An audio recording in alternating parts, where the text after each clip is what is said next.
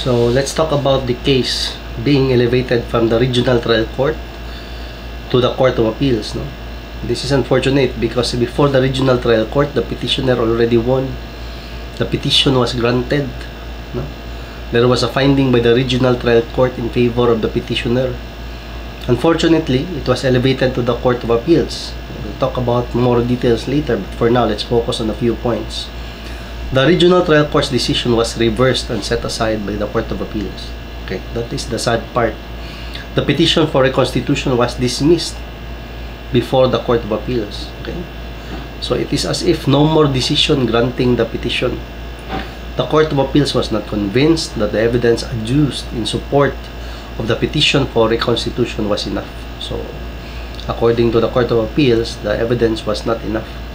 This decision will elaborate the reasons of the Court of Appeals why it was not convinced that the evidence adduced in support of the petition for reconstitution was enough. Okay. So the decision of the Court of Appeals in this Supreme Court decision was discussed. No? The grounds of the Court of Appeals, the reasons presented by the Court of Appeals why it reversed and set aside the decision of the regional trial court.